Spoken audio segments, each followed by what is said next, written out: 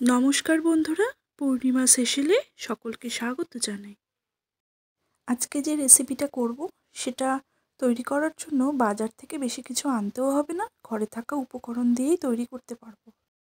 আর এটা বাচ্চাদেরকে টিফিনে দিলে তারা খুব আনন্দের সাথে টিফিন বক্স খালি করে বাড়ি নিয়ে আসবে। তাহলে দেরি না করে চটপট শুরু করে দিই আজকের রেসিপি, ডিম পরোটা বা রুটি অমলেট। আমি এখানে 3টে রুটি নিয়ে নিয়েছি।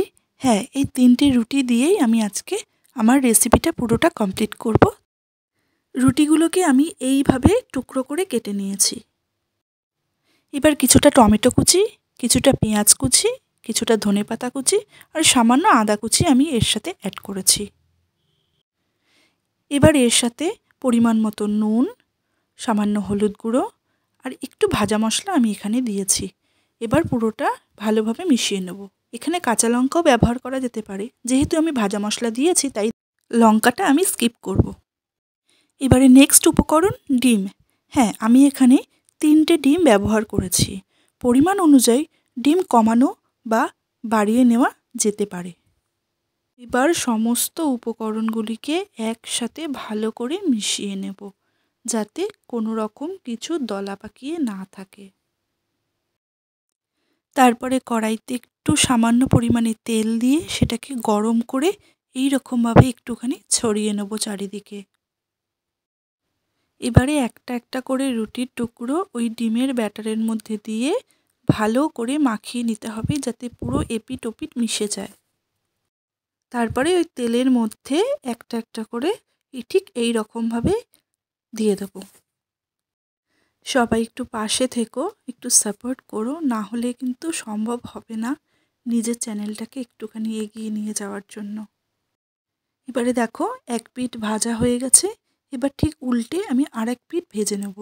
বেশি লাল করে ভাজার দরকার নেই, তাহলে পুরো জিনিসটা কিন্তু শক্ত হয়ে যাবে, তখন একদমই খেতে ভালো লাগবে না, পুরো কড়কড়ে হয়ে যাবে। এপিট ওপিট করে ভালোভাবে ভেজে নিয়ে এবারে একটা একটা করে নামিয়ে নেব।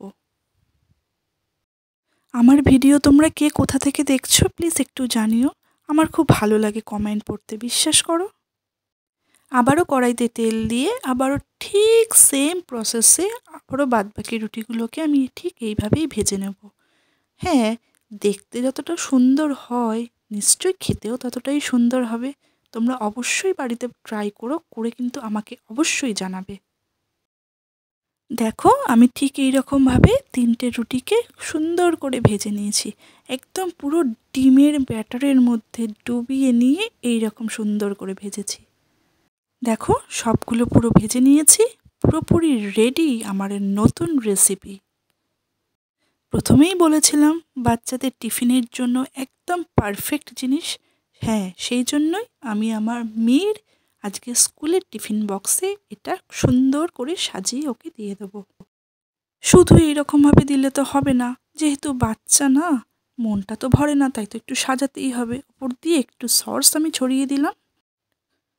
আমার মেয়ে টমেটো খেতে খুব ভালোবাসে, সেই জন্য কিছু স্লাইস টমেটো, সামান্য ধনেপাতা কুচি দিলাম, যাতে টেস্টটা আরও সুন্দর হয়।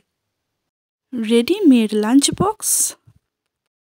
সবাই ঠিকই বলে, ওই যে কথায় আছে না, আগে দর্শনধারী পরে গুণবিচারী। আহা দেখুন, দেখতে সত্যিই কি সুন্দর লাগছে, তাহলে খেতে কতই না সুন্দর লাগবে। ধন্যবাদ ভিডিওটা দেখার জন্য। দেখা হবে পরের একটা অন্য রেসিপি নিয়ে।